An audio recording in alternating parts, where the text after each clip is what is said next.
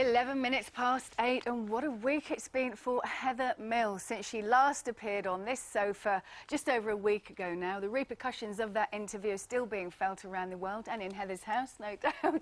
And just as you predicted, Heather, the British tabloids went mad. They haven't stopped. You've been on the front page every other day, actually. Every day. What am I talking about? There actually, you are. It's nowhere near as much as it was in the height of it, and it proves exactly what I said, because you had it live what I said. I didn't compare myself to the McCanns. No, you and then they wrote that I did. Yeah. And so all they're doing is giving us more ammunition to use in the case, and so much support. It's been amazing. Well, we've had a lot of support in here this morning. All the emails have turned around, and in fact, the day after you did that interview, there were some negative emails on the day you did the interview, and then the following morning it completely turned around, and 70% of the reaction we got was supporting you. Because they saw that they wrote lies again the next And that's day. what they were getting angry about. Yeah. All right, let's have a look at your past week. It's interesting stuff. Here we go. We've had death threats. I've been close to suicide. It's the most talked about TV interview of the year, and it happened right here on the sofa. I've had worse press than a paedophile or a murderer, and I've done nothing but charity for 20 years. That was last Wednesday, and as soon as Heather Mills launched her battle with the tabloids, her PR man quit on the spot. They will go for me tomorrow, and they'll go, she's crazy and she's this and she's that. Go for it, because I will do even more. The very next day came that backlash. The papers she'd attacked hit back. Like a red rag to a red top. And we reported live from Heather's hometown of Brighton. The big talker tonight is Heather Mills. So Heather upped the ante again, blitzing the American TV networks, this time lashing out at Sir Paul McCartney. I have pleaded, I have begged. He knows that I was at a suicide point, and still nothing has been done. And in this week's Hello magazine, she accuses the multimillionaire of being mean with his money. Then on Tuesday this week, another blow from the tabloids, another woman in Macca's life. Beach strolls and kisses for Sir Paul, the papers cast Heather in the role of the angry ex. Here's the front page of yesterday's Mirror. What the hell are you up to? Yells Heather.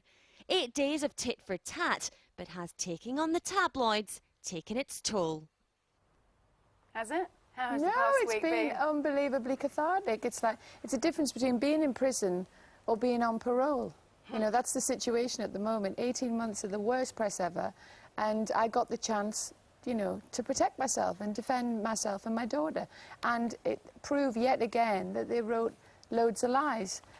In that situation, you know, with Paul, there was no phone call, there were no tears and tantrums, there was nothing. About Nancy Chevelle? Yeah, you know, basically I just said, I wish you all the best, and that was it, when we did swap over. It's none of anybody's business what happens in Paul's love life. Yeah, and according to the papers, he met Nancy after spending a bad-tempered divorce summit day with you. Is that true? No. I mean, it's all, you know... Has he reacted to your appearances on... No, not a word. Hasn't said a word. Not a word at all. It's just very civil for our daughter, and, you know, the main thing is that it's a perfect example of another load of lies, as if I'd have the Sun newspaper on my table for my daughter to see, you know, the one paper that is the worst of all. Well, it's just complete rubbish, you know, but the support, Fiona, has been unbelievable. We have thousands and thousands and thousands of people go on to UK.com. I'll hold it up because I think it's my Geordie accent. It's your accent. I was saying UK.com, and people were thinking I was saying UK. And it's UK, C-A-R-E. Yeah. But really amazing stories and leads. We've got a gentleman in Newcastle that he was contacted a year ago. He's approached by what he calls a slime ball of a Sun reporter, but in his words.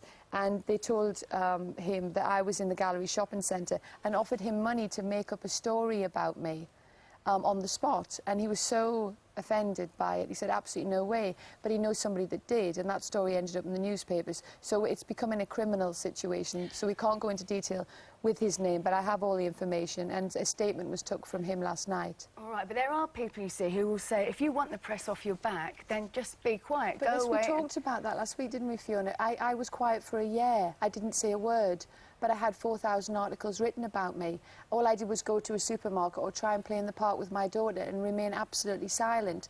So we talked about that, and it didn't work. And all that happened was, it's like being an abused woman at home, you know, and you're not allowed to tell the family because it might upset grandma such and such, but you're constantly being abused, and you're not allowed to say anything about it. So I knew the papers would go to town on me. Of course they would. I was saying, you know, just boycott, you know, the Sun in particularly for the lies, and don't be duped anymore. And the whole point of this is that I have the platform to speak out on behalf of thousands of people. Well, and you know, a mother lost her daughter in a car crash. Her son was driving. It was a complete accident. The press wrote, brother kills sister. It was proven it was an accident, and they had pages of headlines. She got a tiny apology, set up a fund. They ruined the fund, saying she was using it for her personal use. The whole community turned against her. She was totally devastated, and she gets this tiny apology. You know, I've got loads and loads of stories that people have sent in. Someone that was accused of killing someone, he was completely cleared. The community still blame him for it. Lies and lies and lies. All right, well, a lot of people phoned in sympathy with you last Thursday because the papers said that you compared yourself to Kate McCann, which, in fact, we know you didn't. And we actually had an email from Madeleine McCann's grandmother, Susan Healy, praising you for standing up and saying thank you for supporting Kate and Jerry. She says Kate and Jerry are the most dedicated... I can't imagine what they're going through, and that's really, really kind of her, and I never would compare myself in that situation. Nobody can ever imagine what they're going through, and one day when they can have the freedom to tell their story, then I'm sure that will be very cathartic and healing for them as well. What does this all mean for you personally, though, Heather? Is it not going to make your dealings with Paul a bit more difficult if you do keep speaking out? Well, I'm not speaking about Paul anymore. I just responded to questions that were put to me that were complete lies. I am very much protecting Paul with everything that I have, you know, but I had to protect myself, and when my daughter grows up, she's not going to read a one-sided story and say, Mum, why didn't you try and protect yourself? People will be sitting at home saying, how can you say you're protecting him when, by coming and talking about him, as you did last week particularly, it seems that you're doing the exact opposite. You're kind of showing him and showing other people that the relationship wasn't just one-sided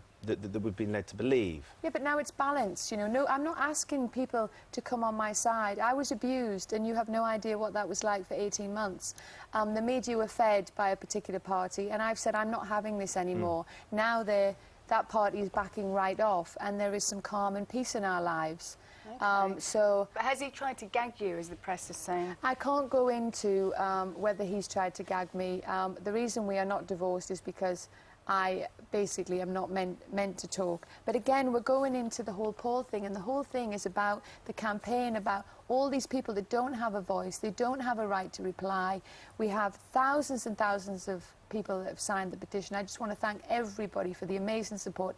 I had a little girl come on the train. They said, Heather flies off to America. I never flew to America. I did a few satellite interviews to clear things up, and then I took my daughter to Disneyland in Paris. And you had a standing ovation on the train, didn't you? It was amazing. I was like, I can't believe it. There's so many. It's heartwarming to feel and see that there are so many like-minded people who want to be told the truth, who don't want dishonest journalism. A little girl came up to me and said, you made me cry last week, and I felt really bad. I said, I didn't want to make you cry. And she said, I hate those bullying newspapers. I'm never going to buy a newspaper. So it's this presumption that the public want to read this. Try writing some positive, good stories, or stories that are going to help change the world, and get back to proper journalism, because there are very few real journalists left. All right, Heather, we have to leave it there because we've got other items to fit in, haven't we, frankly. But nice to see you again. Thank you so much. You seem really calm, actually. You seem really I'm so chilled. happy, because you can't imagine 18 months of abuse. And I got, you know, to say and create a campaign to change the European law. And the support's been immense. They are still lying about you, though. But the more they do that, the more evidence I have to show, because there are live shows like this where the truth is being said. They write the complete opposite tomorrow. So they're just giving us more ammunition to use against them. All right. Well, listen, have a good day, whatever you're doing. Thank you. Nice to see you again. We always tell the truth on this show, don't we? We do our best. Yeah. Oh, right. Well, have you got anything She's you'd like diplomatic. to unleash? I still haven't heard about this degree you've got, and that's worrying me slightly. No. It was the university... Oh, no. The producer's shouting at me again. It's always your fault. He just wants you to think that we're uneducated on this programme. You can see all of that full Heather interview, which dominated the headlines last week, on the website. If you'd like to watch it again, gm.tv. Most popular interview we've ever had on there. Absolutely. Easiest one I've ever done. I think I said 2 words. I know, it was just like 18 months of experience. You unleashed. Like, It was cathartic. yeah. You know, I think everybody behind closed doors has one of those. I just didn't do it behind closed doors. You know, it came out with you. Well, you look as though Because I know you too well. It was just like sitting on the sofa at home. Oh, good. That's Well, what we feel. It is very similar, yeah.